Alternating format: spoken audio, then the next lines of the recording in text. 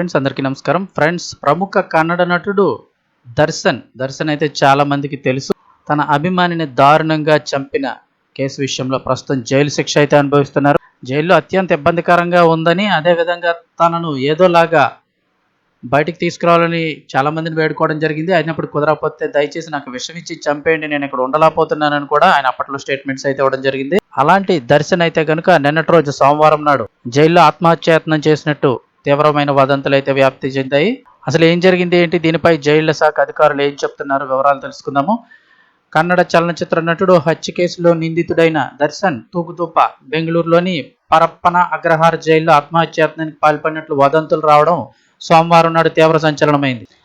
దీంతో జైలు చుట్టుపక్కల ప్రాంతాల్లో ఉద్రిక్తత తలెత్తింది. నిజానిజాలను నిర్ధారించేందుకు జైలు సీనియర్ తక్షణ చర్యలు చేపట్టారు.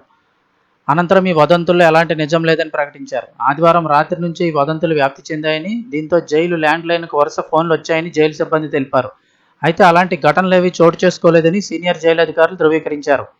దీనిపై జైళ్ల శాఖ డీజీపీ అలోక్ కుమార్ మాట్లాడుతూ, సినీ నటుడు దర్శన్ ఆత్మహత్యాయత్నానికి పాల్పడినట్లు వచ్చిన వదంతుల్లో ఎంతమాత్రం నిజం లేదని తెలిపారు.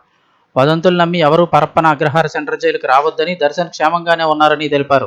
మరోవైపు ఈరోజు మంగళవారం నాడు తన పెళ్లి రోజు అయినందున కుటుంబ సభ్యులు కలుసుకునేందుకు అనుమతించాల్సిందిగా కోర్టును దర్శన్ కోరారు. దీనిపై కోర్టు ఇంకా నిర్ణయం తీసుకోలేదని తెలిపింది.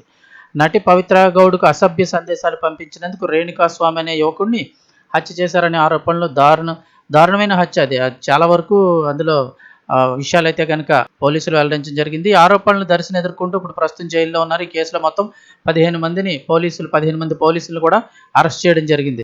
ఎవరైతే తనకి ఎంతో ఇంపార్టెంట్ అనుకున్నారో, చేసిన చిన్న పనితో మొత్తం ఫేమ్ పోయింది, ఇటు ఫ్యామిలీకి సంబంధించిన ఫ్యామిలీ లైఫ్ కూడా పోయింది. అలాగే ఇప్పుడు పోనీ ప్రేమ ముఖ్యం అనుకుంటే ఆ ప్రేమ లైఫ్ కూడా మొత్తం పోయింది. అన్నిటికీ చెడ్డ రేవడైనట్టు అయింది పరిస్థితి. అలాగే చాలాసార్లు నేను జైల్లో ఉండలేను, దయచేసి నన్ను ఇక్కడ విషమిచ్చి చంపేయండి, నేను ఉండలేనని కూడా ఆయన అయితే స్టేట్మెంట్లు ఇవ్వడం జరిగింది గతంలో. సో నిన్నటి రోజున తీవ్ర వదంతులు వ్యాప్తి చెందడంపై పోలీసులు అయితే కనుక క్లారిటీ ఇచ్చారు.